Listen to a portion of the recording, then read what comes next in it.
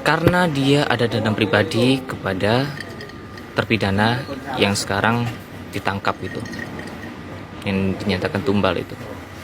Baru bunyi. Kemarin kemana aja? Pak Hotman Paris bilang harus membentuk tim independen khusus untuk menyelidiki kasus ini. Bang, lu hacker ya? Enggak. Cuman temennya Bijorka aja. Wajar bisa bongkar. Kasus Vina, dia sahabat Biorka.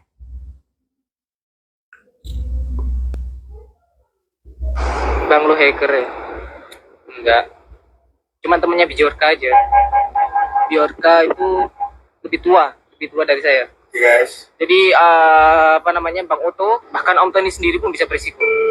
Bu Putri juga udah hubungan Bapak Kapolri belum ada jawaban sama sekali. Kapolda Jabar langsung menolak. Kalau kalian tanya juga kondisi Peggy kayak gimana, gimana Bang? Kalau kalian udah lihat kan di kepalanya ada luka. Ini saya bongkar aja ya. Ini Ada pukulan kayu balok di kepalanya oleh penyidik. Dengan udah kebeber semua ini ya, beberapa bukti, apalagi beberapa akun-akun politik kayak Ibu Widya, terus apalagi itu ya yang Miss Julie itu ya. Saya udah penyidiknya dan atasannya periksa semua termasuk Pak Rudiana. Dan sebagai kuasa hukum.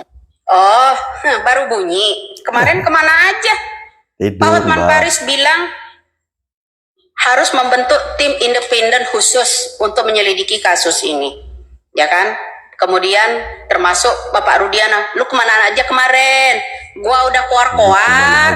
Itu semua dalangnya adalah yang namanya Bapak Iki itu sendiri, Ibtu Rudiana, dan satu lagi Ibtu titik-titik-san ujungnya ya, pangkal hurufnya H ya. Jadi itu kedua orang ini yang harus diperiksa ya. Jadi memang ulah-ulah di situ loh. Sekarang aja Anda baru teriak bilang termasuk Ibtu Rudiana. Dari kemarin-marin kemana aja kau bos? Ya jangan mentang-mentang banyak duit sekarang bilang harus nggak ada guna, nggak ada nih. Jangan gede omong ya, omong kosong ya, mentang-mentang banyak duit. Jadi Didi Mulyadi langsung ke lapangan, terjun ke lapangan pengusutan. Kemana kemarin Bapak Rudiana? Orang udah heboh, sementara sidang pra peradilan dibatalkan, heboh. Karena apa? Lu mau tahu ya? Kedua polisi yang ingin menetapkan Peggy Setiawan itu berkasnya tidak lengkap, maka Jaksa Agung di Jawa Barat menolak. Jadi di situ udah ada tanda-tanda akan kebenaran muncul. Salam waras aja buat lo. Salam waras aja buat lo. Assalamualaikum warahmatullahi wabarakatuh. Salam salve. Om Swastiastu, Namo Buddhaya, salam kebajikan. Teman-teman, jumpa lagi bersama saya di Freddy Kako Channel. Sebelum menonton video ini, jangan lupa untuk subscribe dan nyalakan tombol loncengnya agar teman-teman bisa mendapatkan notifikasi bila ada video masuk. Oh ya, jangan lupa videonya di-share ya teman-teman, biar semakin banyak yang tahu info-info mengenai Vina Cirebon. Ya, menanggapi pernyataan dari Hotman Paris yang tentunya sangat membuat emosi Ibu Widya ya, bahwa selama ini Anda kemana saja? Saya sudah keluar-keluar selama ini, Anda tidur ya? Mentang-mentang Anda punya uang. Ya, gara-gara peristiwa Vina Cirebon ini membuat ya Bu Widya ini banyak sekali musuh-musuhnya. Yang saya heran, kenapa sih orang kok benci sekali sama Bu Widya? Apakah orang-orang yang membenci Bu Widya ini adalah orang-orang yang takut bahwa kasus ini akan segera terungkap? Apakah orang-orang yang takut dengan Bu Widya ini adalah orang-orang yang terlibat di dalamnya? Kita ketahui bahwa di awal-awal peristiwa ini mulai viral, Bapak Hotman Paris ini sangat keras sekali bersuara ya, bahkan sampai menyebut mantan Bupati Cirebon. Namun akhir-akhir ini dia nampak diam-diam saja, tidak segarang yang waktu awal peristiwa itu mulai viral. Apakah Bapak Hotman sudah mengetahui bahwa sesungguhnya yang terlibat dalam kasus ini adalah orang-orang besar, para pejabat, ya, oknum-oknum kepolisian? Suap-suapan ke orang-orang Cirebon untuk menutup mulutnya, tidak memberitahukan proses penangkapan. Kalau memang orang-orang Cirebon itu ingin kebenaran ini terungkap, jangan terima uang itu. Ya, harusnya ya. Tapi kemungkinan ada suatu paksaan. Kalau mereka sampai ngelawan, mungkin ini ya, sampai warga Cirebon ini ketakutan tuh ya. Pastinya ada paksaan tuh. Kalau sampai ingin melawan, nggak mau nurut gitu ya. Jadi kepada Bapak Kapolri, dengan hormat, saya minta Anda ini membuat tim yang kuat untuk memeriksa Kapolda Jabar, lalu Reserse Kriminal Umum, Pak Ibtu Rudiana, itu kunci-kunci paling penting ya. Lalu lindungi beberapa oknum Saksi yang sekarang udah mengaku bahwa dia dipaksa oleh Ibtu Rudiana sebagai saksi bayaran. Siapa? Ika Akbar itu harus diperiksa dan dilindungi. Saka Tata juga harus dilindungi karena dia tahu foto 3 DPO. Lalu Pak Suroso juga harus dilindungi sebelum ketiga orang ini akan menghilang seperti yang lainnya. Oke. Lalu yang terakhir ini ada banyak sebenarnya, banyak informasi saya kategorikan A1 ya, tidak bisa saya publish. Petinggi-petinggi ini udah tahu, aparat-aparat ini udah tahu. Tapi di sini biar kalian ini bisa berhati-hati ya, agar apa yang harus dihindari. Saya juga udah upload juga di Instagram dan tulisan warning untuk para warga semuanya, nggak hanya Cirebon, untuk menghindari namanya geng motor. Ya, dan betul itu, ya. biar nggak ada kejadian Jangan lagi sampai kita jadi Cina. korban. Oke. Terus lalu tentang BAP ya. Lawyer-lawyer lain yang membela Peggy dengan alasan tertentu. Pertama, para lawyer ini ya, si Bang Hotman, lalu Pak Dioto, terus lalu Om Tony, itu memegang BAP yang resmi rilis waktu di tahun 2016. Jadi yang asli, bukan yang new update. Nah, yang dirilis resmi itu 3 DPO ya, itu ada, bukan yang sekarang dibilang fiktif. Ada pengejaran, pelemparan batu, pemukulan, pengeroyokan, sampai. Assalamualaikum warahmatullahi wabarakatuh. Waalaikumsalam. Ya. Untuk kali ini saya membuatkan VT tentang siapa si Aib ya.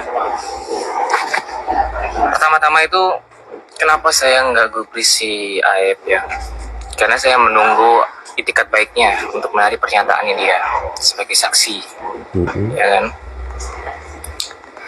Nah, karena konten kreator atau seperti Uya Kuya juga udah menelisik bagaimana kesaksian Aib itu benar atau tidak, dan banyak kejanggalan kan. Nah,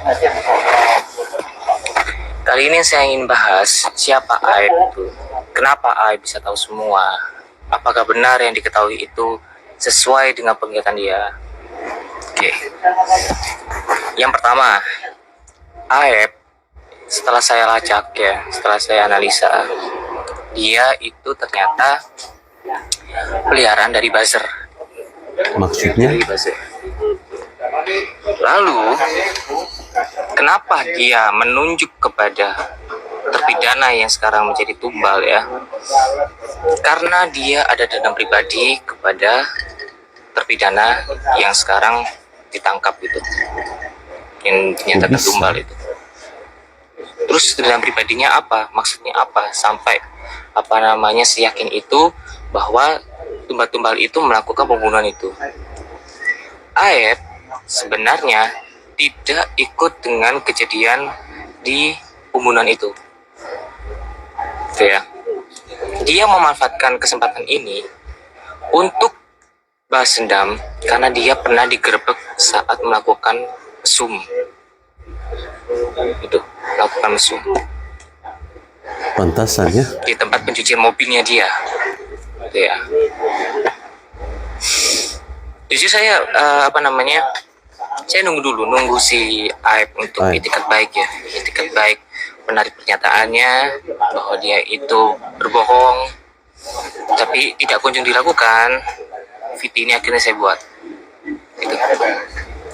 Jadi Aep ini tidak sama sekali ya mengetahui kejadiannya bagaimana, dia tidak mengenal pelaku itu kayak gimana. Jadi Aep ini melaporkan kepada buzzer. Buzzer lalu melaporkan kepada Ibtu Rudiana. Jadi orang ini ya, si Aep ini itu tidak melaporkan langsung ke Ibtu Rudiana, tapi kepada buzzer. Lalu buzzer ke Ibtu Rudiana. Jadi awal kekacauannya itu ada di Aep. Jadi kalian ngerti ya, si Aep ini punya kasus pernah digerebek oleh tumbal tahanan karena melakukan mesum di tempat pencucian mobilnya. Akhirnya dengan adanya dicari DPO pembunuhan ini, Aep memanfaatkan kondisi situasi yang ada ya, untuk balas dendam. Ya.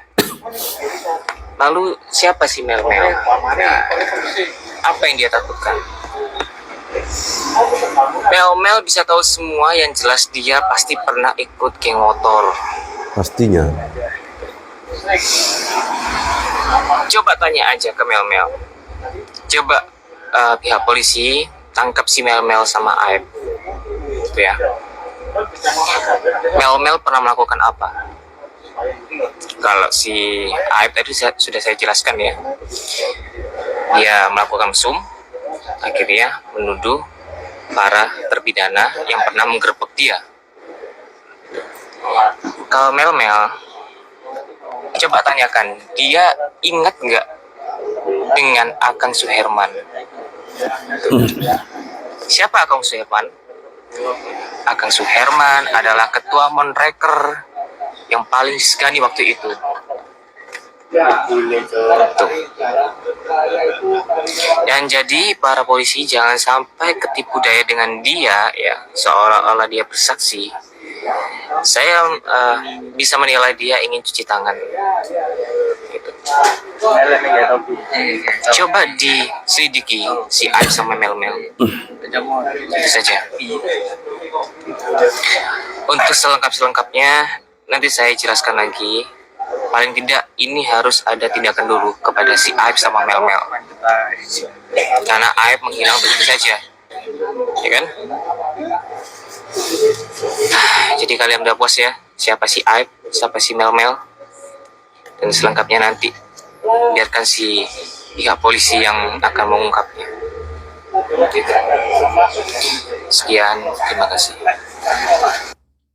Ya, mengerikan sekali ya kalau memang benar apa yang disampaikan oleh Dery Noah ini, bahwa si Aep ini adalah sesungguhnya dia hanya ingin balas dendam ya terhadap tumbal tahanan karena pernah memergoki dia melakukan mesum di bengkel pencucian mobil. Ini jadi semakin ribet ya, dan mungkin saya pikir ya sebuah usulan yang sangat menarik yang disampaikan oleh Dery Noah ini, bahwa seharusnya secepat mungkin kepolisian Polda Jawa Barat menangkap si Aep dan juga si Mel karena mereka telah melakukan kesaksian palsu. Dan banyak yang bertanya-tanya, siapa sih sosok pemuda yang satu ini, yang nama akun TikToknya itu adalah Derry Noah ya. Menurut pengakuannya dia, katanya dia ini adalah temannya Bjorka. Teman-teman tentu tahu ya siapa itu Bjorka. Bjorka adalah orang yang membocori ya data-data ya seperti hacker begitulah teman-teman ya.